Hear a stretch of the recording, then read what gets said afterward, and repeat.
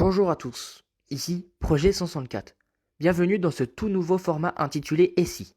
Dans cette émission, nous verrons ce qui se serait passé si le cours de l'histoire avait été changé, ou si des personnages auraient fait face à des situations incroyables. C'est pourquoi, aujourd'hui, nous nous demanderons Et si vous tombiez des chutes du Niagara. C'est parti, générique.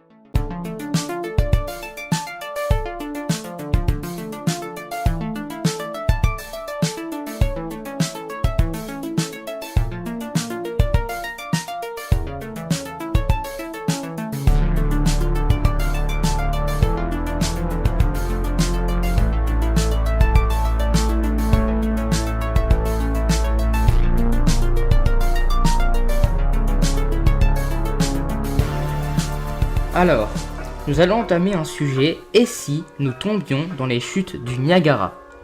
Les chutes du Niagara étant constituées de 3 cascades, mais celle retenant toute l'intention, c'est les chutes du fer à cheval, côté canadien. Pour vous donner une idée de mesure, elles mesurent environ 57 mètres de haut et 670 mètres de large. C'est énorme.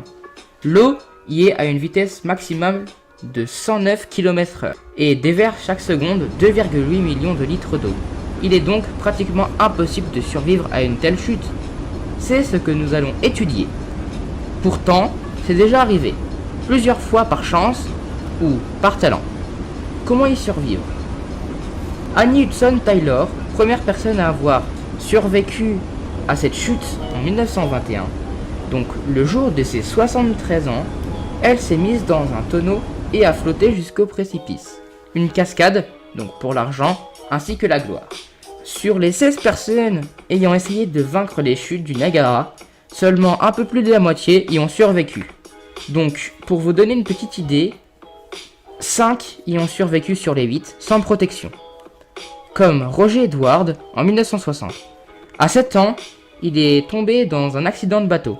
Aujourd'hui, on l'appelle le miracle du Niagara. Mais il existe quelques failles de survie. Il y a comme prendre une grosse bouffée d'oxygène, donc 2 pour vous dire c'est la tête en haut et les pieds en bas, et privilégier de tomber le pied en avant. Avant de vous enrouler et fermer vos yeux, le problème premier est la température. Elle peut atteindre le poids énorme donc de congélation, laissant 15 minutes pour sortir de l'eau. C'était Projet 164, nous allons étudier le sujet suivant. Est-ce qu'il est possible de survivre quand on tombe des chutes du Niagara? À la prochaine.